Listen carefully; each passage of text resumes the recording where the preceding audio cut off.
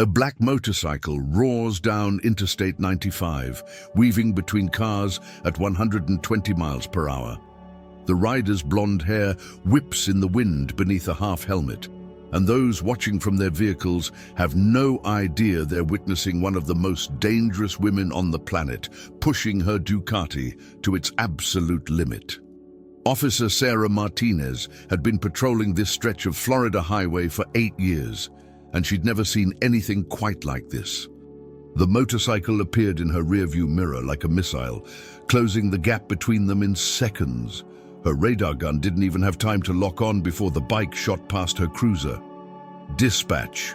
I've got a motorcycle traveling at excessive speed southbound on I-95 near mile marker 212, Sarah radioed, already flipping on her lights and sirens, initiating pursuit. The chase lasted exactly 3 minutes and 47 seconds. Not because the motorcycle couldn't outrun the patrol car, but because the rider chose to pull over at the next exit, coasting into a gas station parking lot with the casual confidence of someone who'd never run from anything in her life. Sarah approached the bike cautiously, her hand resting on her service weapon out of habit. The rider was already removing her helmet, shaking out shoulder-length blonde hair that caught the afternoon sun. When she turned around, Sarah's breath caught in her throat. "Holy shit," Sarah whispered, then immediately covered her mouth, hoping her radio wasn't transmitting.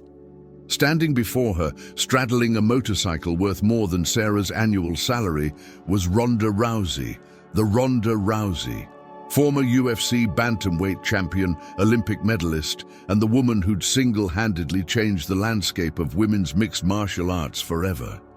"Afternoon, officer," Ronda said, that famous smile spreading across her face.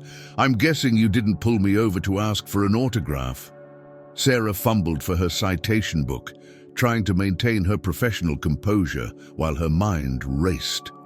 She'd grown up watching Ronda fight, had been in the stands at UFC 193 when Ronda defended her title for the 6th time. This woman was her hero, and now she had to write her a ticket for doing at least 40 miles per hour over the speed limit. "Ma'am, I clocked you at approximately 120 miles per hour in a 75 mile per hour zone," Sarah managed, her voice steadier than she felt. "I'm going to need to see your license and registration." Ronda reached into her leather jacket, moving slowly and deliberately. Sarah noticed the way she kept her hands visible, the respect she showed for the officer's position despite her celebrity status. It was a small gesture, but it spoke volumes about her character. "Here you go," Ronda said, handing over the documents. "And before you ask, yes, I know how fast I was going. No excuses." Sarah examined the license, noting the Thousand Oaks, California address. "What brings you to Florida, Ms. Rousey?" "Training camp," Ronda replied, leaning against her bike. "I've got a fight coming up in 2 months, and my coach wanted me to work with some specialists down in Miami. I was running late for a session, but that's not your problem." The honesty was disarming. Sarah had pulled over countless celebrities and wealthy individuals who immediately started name-dropping, making threats, or offering bribes. Ronda was doing none of that. She was taking responsibility, showing respect, and somehow making Sarah feel like they were just two people having a conversation. "You know," Sarah said, surprising herself, "I was at UFC 193, front row. Watched you submit Amanda Nunes in the 2nd round." Ronda's eyes lit up. "No kidding? That was a good night. Nunes hit harder than anyone I'd ever faced, but I managed to get her back and lock in the armbar." She paused, studying Sarah's face. "You train?" "A little," Sarah admitted. "There's a small gym in my town. Nothing fancy, but I've been working on my ground game for about 3 years now." "What's your name, officer?" Sarah Martinez." "Well, Sarah Martinez, I'm about to make you an offer that's going to put you in a very interesting position." Ronda's smile turned mischievous. "I'm supposed to be at American Top Team in 20 minutes for a private session with one of their grappling coaches." But here's the thing, he just cancelled on me via text about 5 minutes before you pulled me over. Sarah felt her heart rate spike, though she couldn't quite understand why. So here's my proposal, Ronda continued. You write me that ticket, which I absolutely deserve, and I'll take it without complaint. But after your shift ends, if you want to drive down to Miami, I'll give you a private training session, one-on-one. 2 hours of everything I know about ground fighting. The offer hung in the air between them like something electric. Sarah stared at Ronda, trying to process what she'd just heard. A private training session with one of the greatest fighters who ever lived.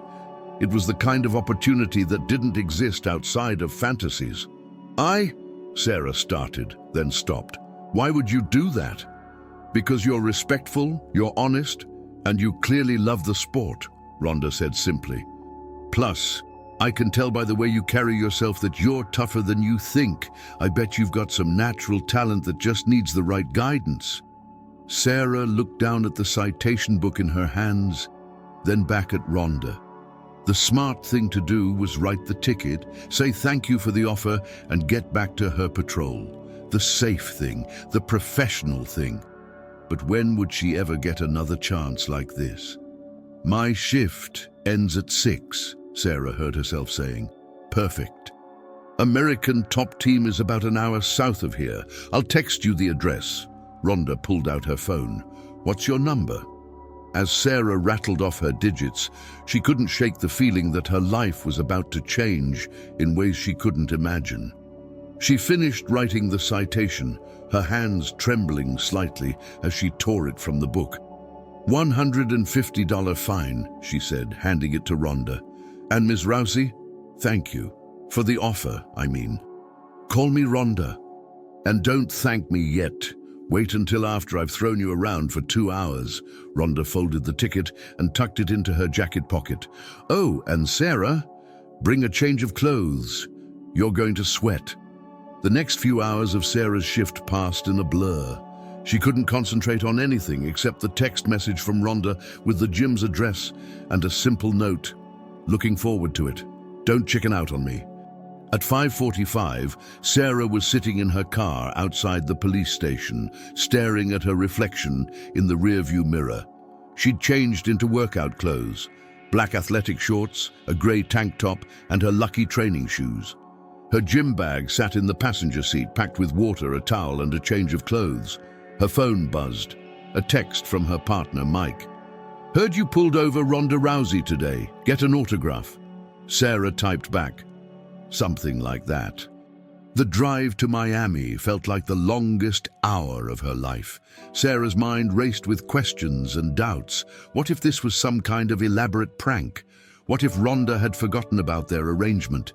What if Sarah embarrassed herself so badly that it became a story Ronda told at parties for years to come? But when she pulled into the parking lot of American Top Team, Ronda was waiting for her, leaning against her motorcycle and scrolling through her phone. She'd changed into black training shorts and a fitted grey t-shirt that showed off the athletic build that had dominated the bantamweight division for years. You came, Ronda said, looking genuinely pleased. I wasn't completely sure you would. I almost didn't, Sarah admitted. This is pretty surreal. Good. If it wasn't surreal, it wouldn't be worth doing. Ronda pushed off from her bike and started walking toward the gym entrance. Come on, let's go see what you're made of. The American Top Team was everything Sarah had imagined and more. The walls were covered with photos of champions, the mats were pristine, and the equipment looked like it belonged in a professional athlete's dream facility. At this time of evening, the gym was mostly empty, except for a few die-hard fighters working on their craft. We've got the back room to ourselves, Ronda said, leading Sarah through a maze of training areas. It's where I do my technical work when I don't want an audience. The room was smaller than the main training floor, but perfectly appointed with fresh mats, mirrors on every wall, and lighting that made everything look sharp and professional. Sarah set her bag down in the corner and tried to calm her nerves. Okay, Ronda said, stepping onto the mats. "Before we start, I want you to forget that I'm Ronda Rousey. For the next 2 hours, I'm just your training partner. No starstruck stuff. No holding back because you think you might hurt me." "Deal?" Sarah nodded, stepping onto the mats across from her. "Good. Now show me what you've got. Shoot for a takedown." What happened next would change everything Sarah thought she knew about fighting, about herself, and about the thin line between confidence and courage. But more importantly, it would be the beginning of a friendship that neither woman saw coming, built on mutual respect, shared passion, and the kind of trust that only develops when two people push each other to their absolute limits. If you're loving this story so far, make sure to hit that subscribe button and let me know in the comments what you think is going to happen next. Your support helps this channel grow, and I promise the next part is going to blow your mind. Also, don't forget to hit that notification bell so you never miss an upload. Sarah's first takedown attempt was textbook perfect in theory and completely ineffective in practice. She shot low, driving forward with her legs, but Ronda simply sidestepped and used Sarah's momentum to guide her past, leaving the officer sprawled on the mats. "Not bad technique," Ronda said, offering Sarah a hand up. "But you're telegraphing your intentions. I could see that takedown coming from a mile away." For the next 20 minutes, Ronda broke down Sarah's approach piece by piece. She showed her how to set up takedowns with hand fighting, how to disguise her level changes, and most importantly, how to commit fully to her attacks instead of hesitating at the crucial moment. "Again," Ronda said after Sarah's fifth failed attempt, "but this time, don't think about it, just react." Sarah wiped sweat from her forehead and reset her stance. This time, instead of planning her attack, she let her instincts take over. She feinted high, dropped low, and drove through Ronda's hips with everything she had. To her amazement, she actually managed to get Ronda off balance for a split second before the former champion recovered and sprawled out of danger. "There it is," Ronda exclaimed, her face lighting up with genuine excitement. "That's what I was looking for." "You felt the difference, didn't you?" Sarah nodded, breathing hard but grinning. She had felt it, that moment when technique and instinct merged into something fluid and natural. "Now let's work on what happens after you get the takedown," Ronda said, dropping to the mats, "because getting someone down is only half the battle."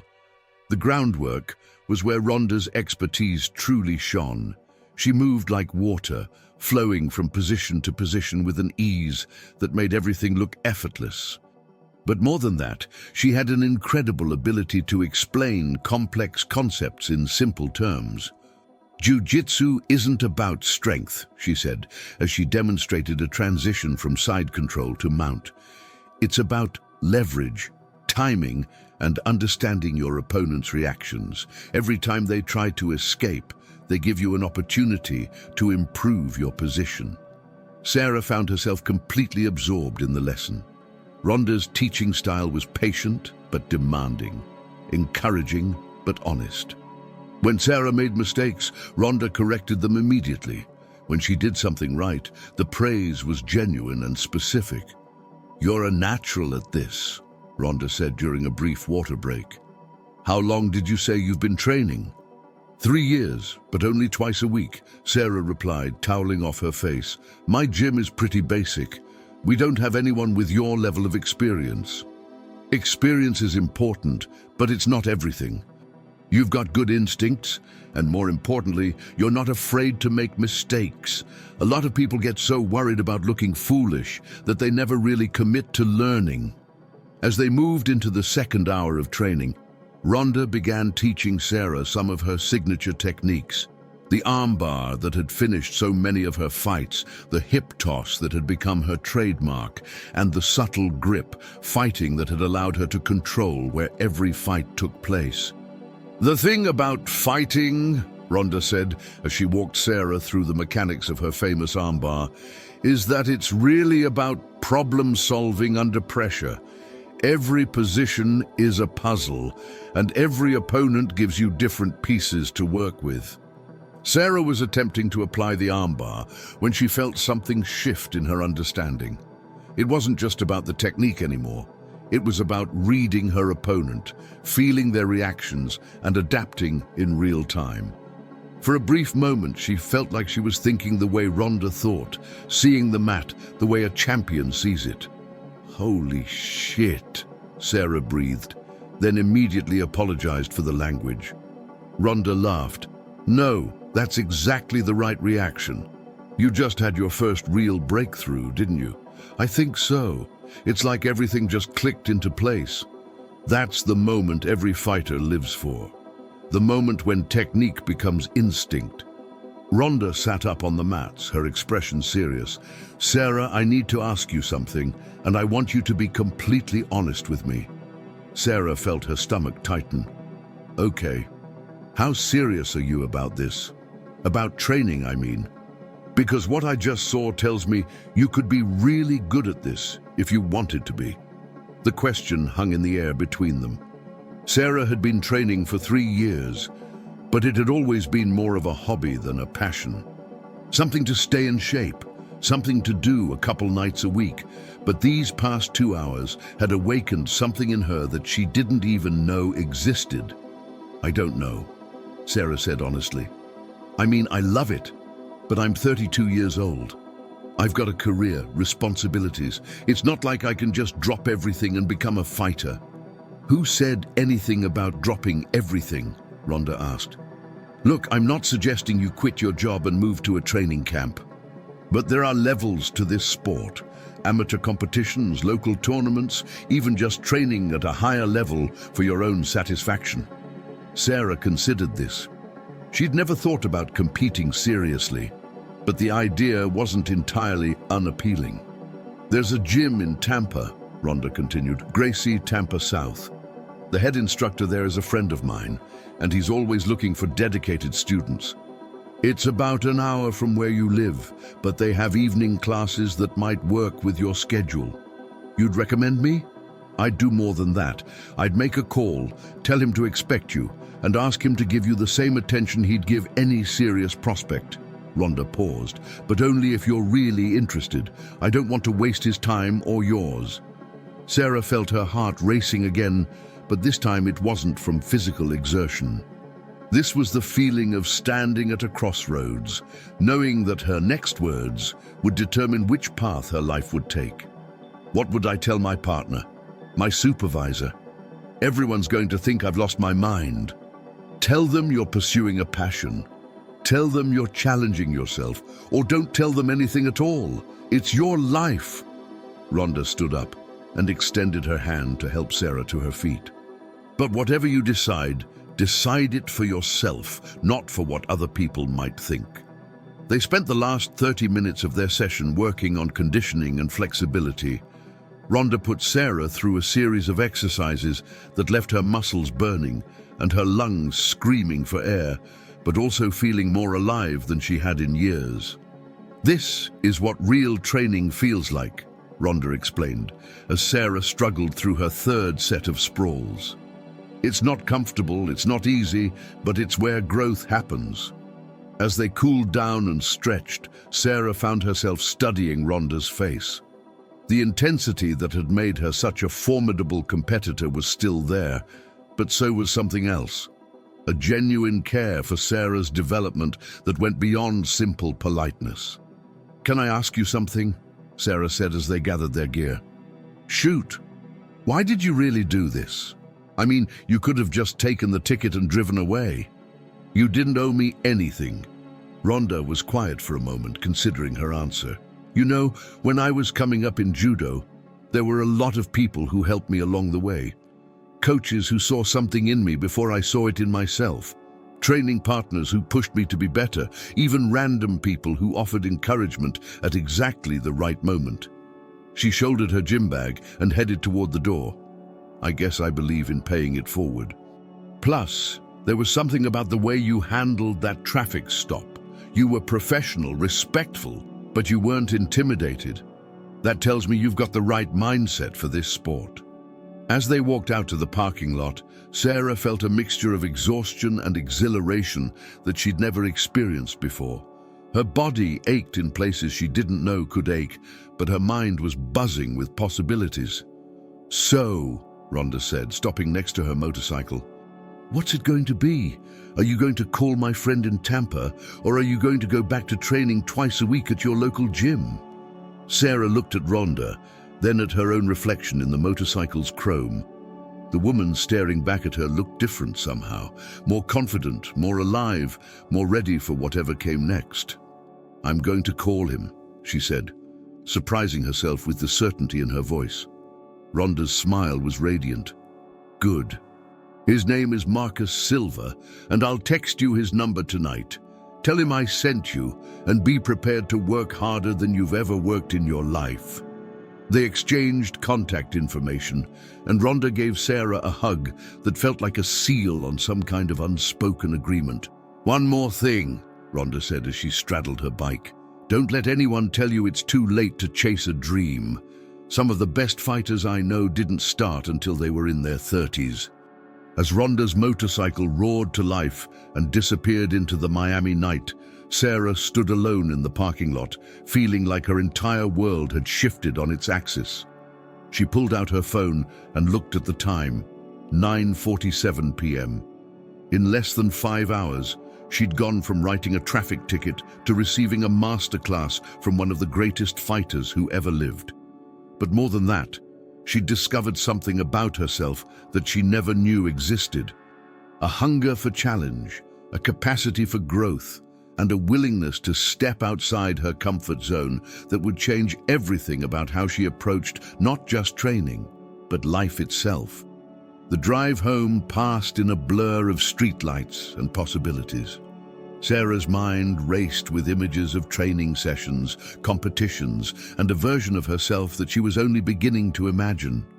By the time she pulled into her driveway, she'd already decided that tomorrow she would call in a personal day and drive to Tampa to visit Gracie Tampa South. Some opportunities only come once in a lifetime. Some conversations change everything. And sometimes a simple traffic stop becomes the first chapter of a story that no one, not even the people living it, could have predicted. The next morning, Sarah woke up with muscles she'd forgotten she had screaming in protest.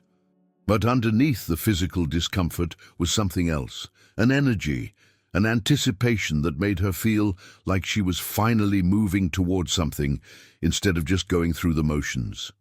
She called her supervisor and requested a personal day, then spent the morning researching Gracie Tampa South online. The gym's website was impressive. Photos of championship banners, testimonials from satisfied students, and a schedule of classes that made her heart race with possibility. At 11 a.m., she called the number Ronda had texted her the night before. "Gracie Tampa South, this is Marcus." "Hi, Mr. Silva. My name is Sarah Martinez, and Ronda Rousey told me to call you." There was a pause on the other end of the line, then a chuckle. "Ronda called me at 6 this morning and told me to expect your call. She said you're a police officer with natural talent and the right attitude. High praise coming from her." "I'm interested in training more seriously," Sarah said, her heart pounding. "I know I'm not young and I know I'm starting late, but—" "Stop right there," Marcus interrupted. "Age is just a number, and late is a relative concept. Can you be here at 7 tonight for our advanced fundamentals class?" "Yes, sir." "Good. Bring a GI if you have one, a mouthguard, and an open mind. And Ms. Martinez? Ronda doesn't recommend people lightly. I'm looking forward to seeing what you can do."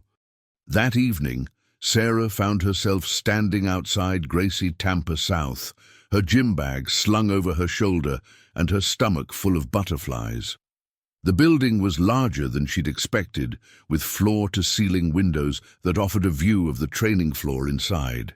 Through the glass, she could see dozens of people in white GIs moving through drills with the kind of precision that spoke to years of dedicated practice. This wasn't her small-town gym, with its casual atmosphere and relaxed approach to technique. This was serious business.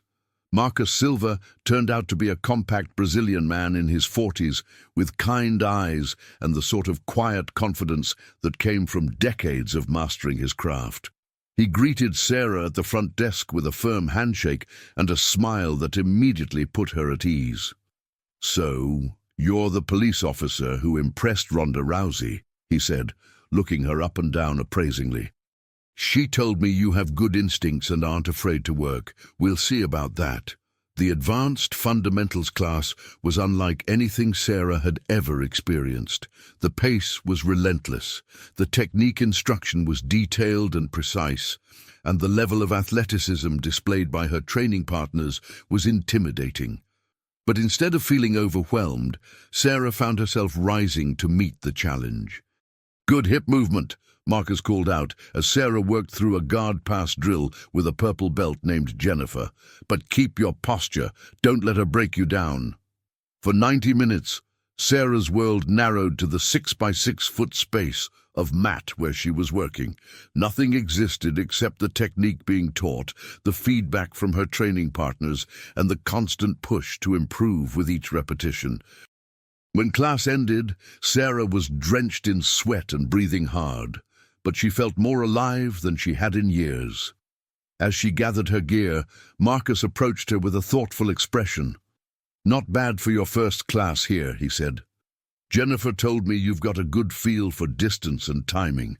That's not something that can be taught. You either have it or you don't." "Thank you, sir. This place is incredible." "It's home," Marcus said simply. "Listen, I'm going to be direct with you. Ronda thinks you have potential, and after watching you tonight, I'm inclined to agree, but potential means nothing without commitment." Sarah nodded, waiting for him to continue. "We have a competition team that trains 5 days a week. It's serious training for serious people who want to test themselves against the best in the region. The commitment is significant: time, energy, and financial.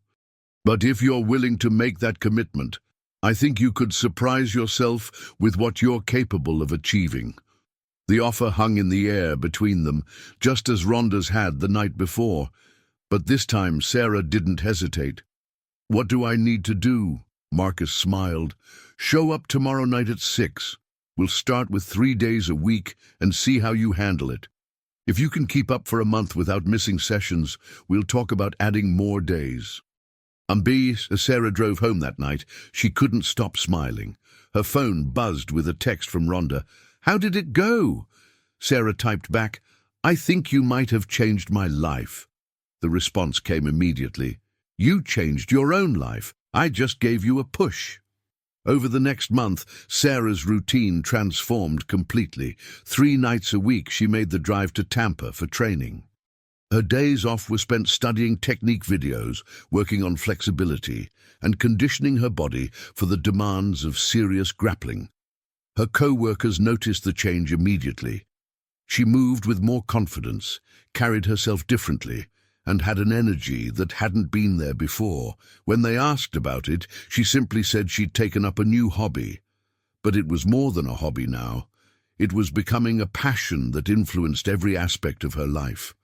She ate better, slept better, and approached her police work with a calmness and confidence that came from knowing she could handle herself in any physical situation. 4 weeks into her training at Gracie Tampa South, Marcus pulled her aside after class. "You haven't missed a single session," he observed. "Your technique is improving rapidly, and more importantly, you're developing the mindset of a competitor. I think it's time we talked about your first tournament." Sarah felt her pulse quicken. "You think I'm ready? I think you'll never feel ready, which is exactly why you should do it. There's a local tournament in 6 weeks, beginner division, but it'll be a real test of everything you've learned." That night, Sarah called Ronda to tell her about the opportunity. The former champion's excitement was infectious. "Your first tournament is something you'll remember for the rest of your life," Ronda said. "Win or lose, it's going to teach you things about yourself that you can't learn any other way." "I'm terrified," Sarah admitted. "Good. That means it matters to you. The day you stop being nervous before a competition is the day you should probably quit. The 6 weeks of preparation passed in a blur of intense training, technical refinement, and mental preparation. Marcus worked with Sarah on game planning, strategy, and the psychological aspects of competition that were just as important as physical technique. Fighting is 10% physical and 90% mental, he told her during one of their private sessions. Your technique is solid, your conditioning is good, but the real battle is going to be between your ears. 2 days before the tournament, Sarah received an unexpected visitor at the police station. Ronda walked through the front door wearing jeans, a leather jacket, and that same confident smile that had started this entire journey. "Thought you might want some company at your first tournament," she said casually, as if flying across the country to watch a beginner compete was the most natural thing in the world. Sarah stared at her in disbelief. "You came all the way to Florida to watch me fight." "I came to watch my friend compete," Ronda corrected. "There's a difference." The tournament was held at a high school gymnasium filled with mats, competitors, and the nervous energy that comes with any athletic competition. Sarah had barely slept the night before, her mind racing through every technique she'd learned, every possible scenario she might face. "Remember," Marcus said as he helped her warm up, "you've put in the work. Trust your training, stay calm, and fight your fight." Sarah's first match was against a woman named Kelly from a gym in Orlando. As they slapped hands and bumped fists, Sarah felt the familiar flutter of nerves in her stomach, but underneath the anxiety was something else, a quiet confidence that came from months of dedicated preparation. The match lasted 4 minutes and 37 seconds. Sarah won by submission, catching Kelly in the same armbar that Ronda had taught her during their first training session. As the referee raised her hand in victory, Sarah looked up into the stands and saw Ronda on her feet, applauding with genuine pride. "How does it feel?" Ronda asked later as they celebrated at a nearby restaurant. "Like the beginning of something," Sarah replied. "Like I finally found the thing I was meant to do." Ronda raised her beer in a toast to new beginnings, unexpected friendships, and the courage to chase dreams that scare the hell out of you. As they clinked glasses, Sarah reflected on the journey that had brought her to this moment. It had started with a traffic stop, a speeding ticket, and an offer that seemed too good to be true. But it had become something much more significant, a transformation that had touched every aspect of her life. 6 months later, Sarah was competing regularly and winning more often than not. She'd been promoted to blue belt, had taken a part-time position with the police department to allow for more training time, and was being courted by several professional teams who saw potential in her rapid development. But more than the medals and the recognition, what mattered most was the person she'd become. Confident, focused, and unafraid of challenges that would have intimidated her just a year earlier. The friendship with Ronda had deepened as well. They trained together whenever Ronda was in Florida, exchanged technique videos and training advice, and had developed the kind of bond that comes from shared passion and mutual respect. "You know," Ronda said during one of their training sessions, "I've recommended a lot of people to coaches over the years. Most of them train for a few months and then find excuses to quit. You're different." "How so?" "You didn't just take the opportunity I offered you. You made it into something bigger than either of us imagined." As Sarah looked around the gym, where she now spent most of her free time, surrounded by training partners who had become like family, she realized that Ronda was right. The traffic stop had been the catalyst, but everything that followed had been her choice, her commitment, her willingness to step outside her comfort zone and chase something that mattered. Sometimes the most important moments in our lives come disguised as ordinary encounters, a routine traffic stop, a conversation with a stranger, an offer that seems too good to be true. The key is recognizing these moments for what they are and having the courage to say yes when opportunity knocks, For Sarah Martinez, that moment came in the form of a speeding ticket and a smile from one of the most dangerous women on the planet. But what happened next was entirely up to her. And that, perhaps, is the most important lesson of all. We can't control when opportunity will present itself, but we can control what we do when it arrives. We can choose safety and familiarity, or we can choose growth and possibility. Sarah chose possibility, and in doing so, she discovered that the person she was meant to be had been waiting inside her all along, just looking for the right moment to emerge. The story of Sarah and Ronda proves that sometimes the best things in life come from the most unexpected places. A traffic violation became a life transformation. A celebrity encounter became a lasting friendship. And a moment of professional duty became the first step toward a dream that neither woman knew existed. In a world where genuine connections are increasingly rare, their story reminds us that respect, authenticity, and shared passion can bridge any gap. Whether it's between a police officer and a celebrity, a beginner and a champion, or who we are and who we have the potential to become. If this story inspired you as much as it inspired me to tell it, I need you to do 3 things right now. First, smash that subscribe button, because stories like this take time to research and craft, and your subscription helps me bring you more incredible content.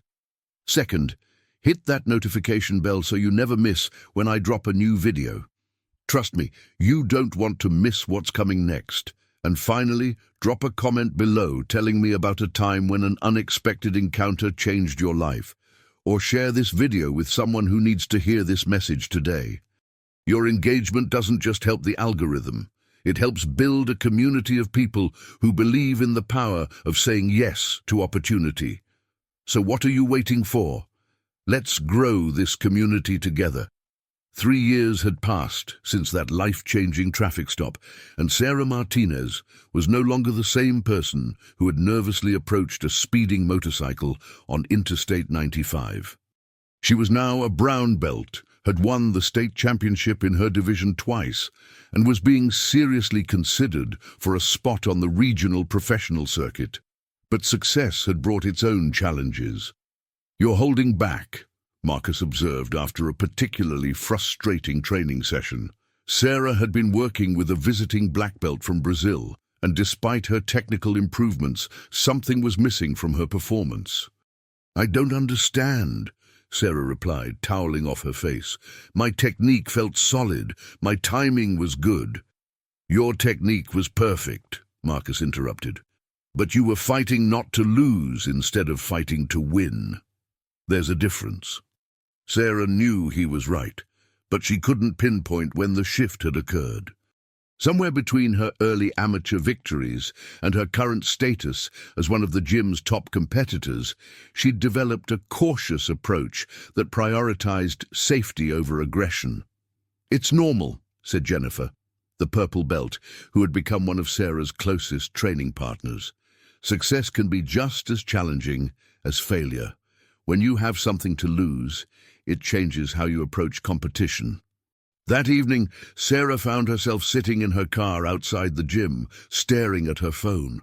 She'd been debating whether to call Ronda for weeks, but their friendship had evolved into something more complex as Sarah's own profile in the sport had grown. What had started as a mentor-student relationship had become a genuine friendship between equals. But Sarah sometimes felt awkward about reaching out when she needed advice. Finally, she dialed the number. "Sarah!" Ronda's voice was warm and immediate. "Perfect timing. I was just thinking about you."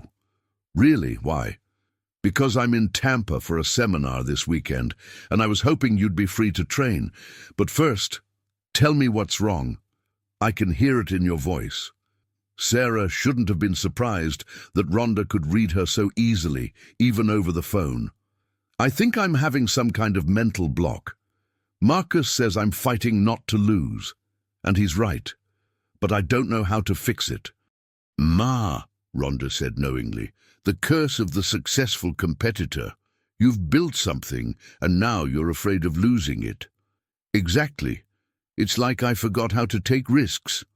Well, lucky for you, I happen to be an expert in taking risks. How about we work on that this weekend? Saturday morning found Sarah and Ronda on the mats at American Top Team, the same gym where their friendship had deepened 3 years earlier. But this time, the dynamic was different. Sarah was no longer the eager student hanging on every word. She was an accomplished competitor in her own right, and Ronda treated her as such. "Show me your competition game," Ronda said after they'd warmed up. "I want to see what you're working with these days." For the next hour, they rolled at a pace that would have destroyed the Sarah of 3 years ago. The techniques flowed naturally, the transitions were smooth, and the level of competition was intense but respectful. When they finally took a break, both women were breathing hard and grinning. "Okay, I see the problem," Ronda said, sitting cross-legged on the mat. "Your technique is beautiful, your conditioning is excellent, but you're playing it safe. You're so worried about making mistakes that you're not capitalizing on opportunities." "But that's what got me this far," Sarah protested. "Solid fundamentals, good defense, waiting for my opponent to make mistakes. And that's a perfectly valid approach for getting to where you are now. But if you want to take the next step, and I think you do, you're going to need to add some killer instinct to that technical foundation." Ronda stood up and began pacing, her mind clearly working through a plan. "Here's what we're going to do. For the rest of this session, I want you to forget about defense entirely. I want you to attack constantly, take every risk, go for every submission attempt, even if it means putting yourself in bad positions." That sounds like a recipe for getting submitted repeatedly. Exactly. And that's the point. You need to remember what it feels like to fail, so you can stop being afraid of it. What followed was 2 hours of the most aggressive grappling Sarah had done in years. She attacked from every position, attempted submissions that were low percentage, and put herself in compromising situations that her cautious competition mindset would never have allowed. She got submitted. A lot. But something interesting happened as the session progressed. The more she failed, the less it bothered her. Each submission became a learning experience rather than a source of frustration. And gradually, her aggressive approach began to pay dividends. She started catching Ronda in positions that her conservative style never would have created. "There it is," Ronda said after Sarah had nearly caught her in a triangle choke from an impossible angle. "That's the fighter I knew was in there." "I feel like I'm remembering something I'd forgotten," Sarah said, her eyes bright with excitement. "You're remembering why you fell in love with this sport in the first place. It wasn't because it was safe or predictable. It was because it challenged you to be better than you thought possible." They spent the rest of the weekend working on what Ronda called controlled aggression, maintaining the technical foundation that had made Sarah successful while adding the killer instinct that would take her to the next level. "The best fighters aren't the ones who never make mistakes," Ronda explained as they worked through a series of high-risk, high-reward techniques. "They're the ones who make mistakes faster than their opponents and learn from them quicker." On Sunday evening, as they prepared to part ways, Ronda made an unexpected announcement. "I've been thinking about something," she said, leaning against her motorcycle in the gym parking lot. "My management team has been pushing me to get more involved in developing up-and-coming fighters, building a team, maybe even opening my own gym eventually." Sarah felt her pulse quicken. "That sounds amazing. The thing is, I'd want to start with someone I trust completely, someone who understands both the technical and mental aspects of competition, someone who's proven they can evolve and adapt." The implication hung in the air between them, but Sarah was afraid to assume anything. "What I'm saying," Ronda continued with a smile, "is that I'd like you to be the first official member of Team Rousey. Full sponsorship, access to the best training partners and coaches in the world, and a clear path to professional competition, if that's what you want." Sarah stared at her, trying to process what she'd just heard. "Are you serious?" "Dead serious. But I need to know that you're ready to take risks again. The safe, conservative fighter can't be part of this team. I need the version of you I saw yesterday, the one who's willing to fail in order to succeed." "Yes," Sarah said without hesitation. "Whatever it takes, yes." "Good, because we start tomorrow. I've arranged for you to train with some of the best fighters in the world over the next 6 months. It's going to be harder than anything you've ever done, but if you can handle it, you'll come out the other side as a completely different competitor." The next 6 months were a whirlwind of training camps, seminars, and competitions that pushed Sarah beyond every limit she thought she had. She trained with Olympic wrestlers in Colorado, submission specialists in Brazil, and striking coaches in Thailand. Each experience added new dimensions to her game, but more importantly, they reinforced the lesson Ronda had taught her about embracing risk and failure as part of the growth process. "You're becoming dangerous," Marcus observed during one of her visits back to Tampa. "Not just technically, but mentally. There's a confidence in your approach now that wasn't there before." He was right. Sarah could feel the change in herself.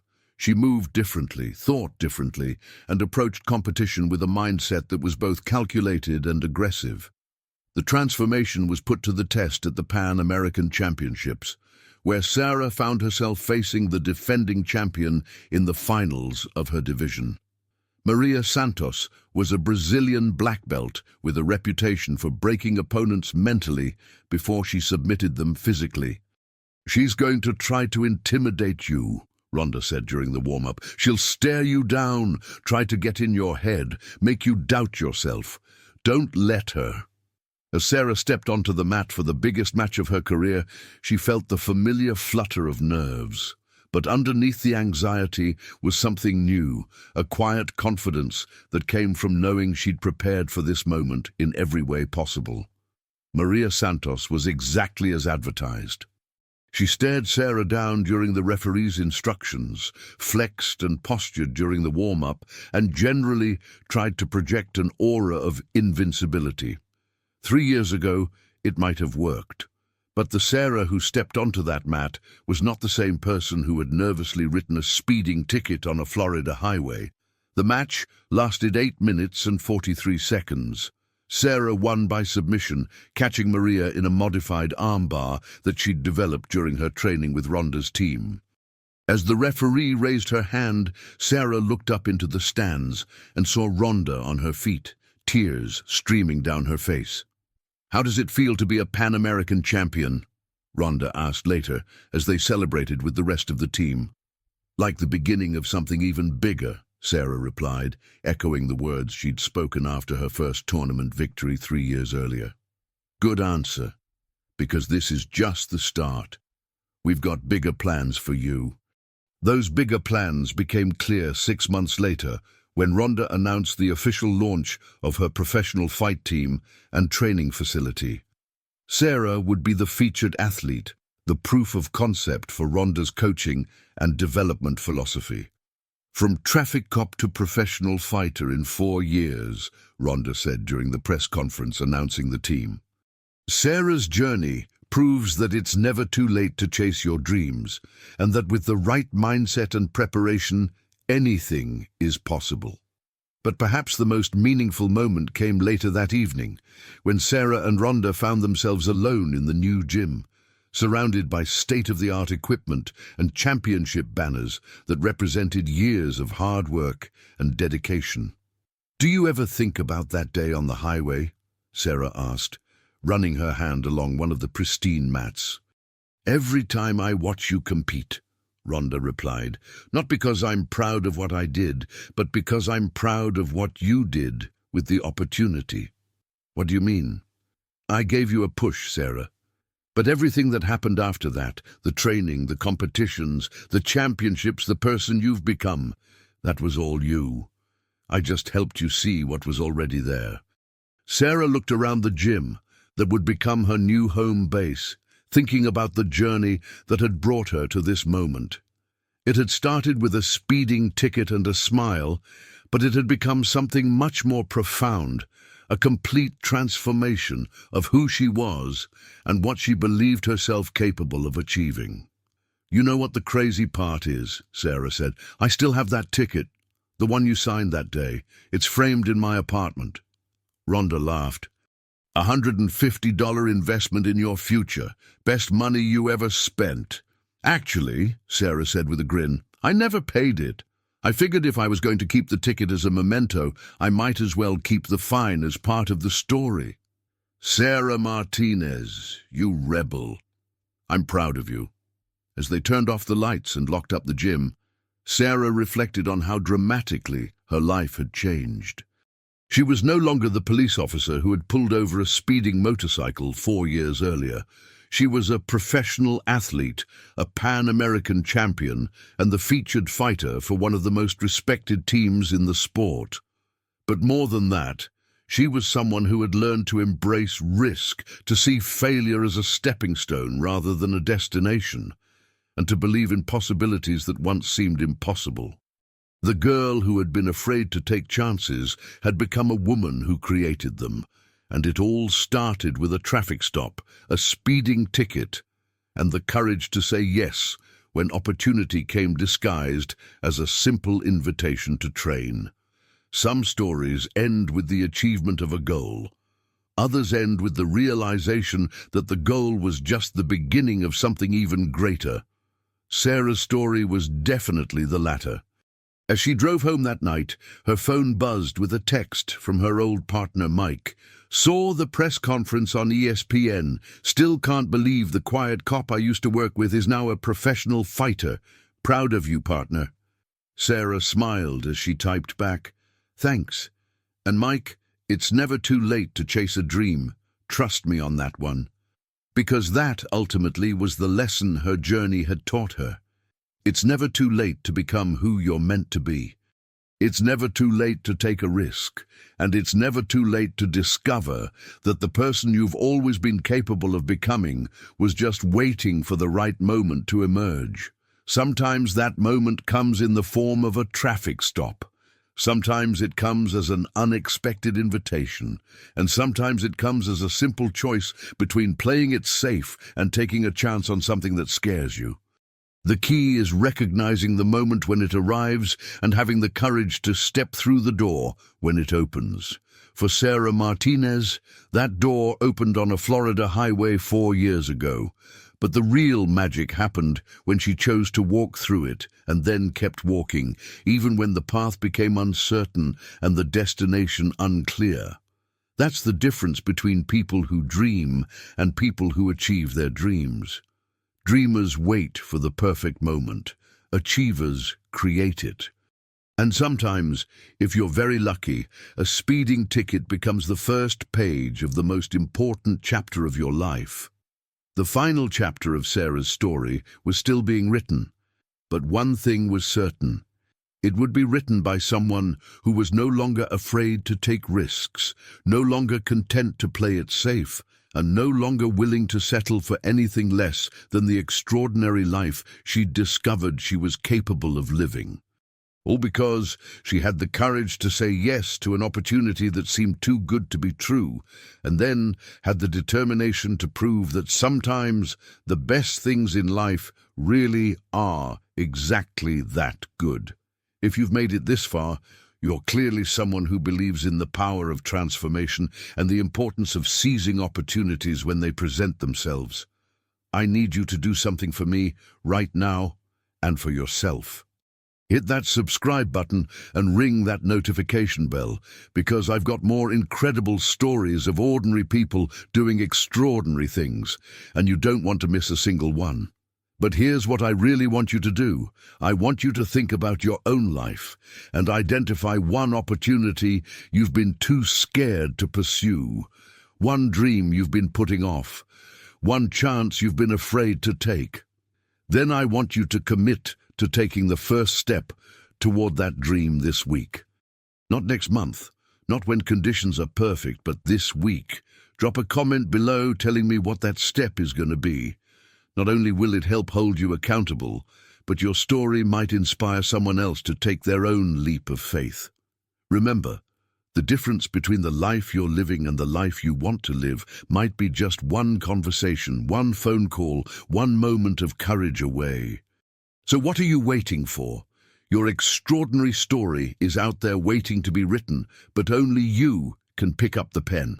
Subscribe, comment, share this video with someone who needs to hear this message, and most importantly, go out there and start writing the next chapter of your own incredible journey. The world is waiting to see what you're capable of achieving.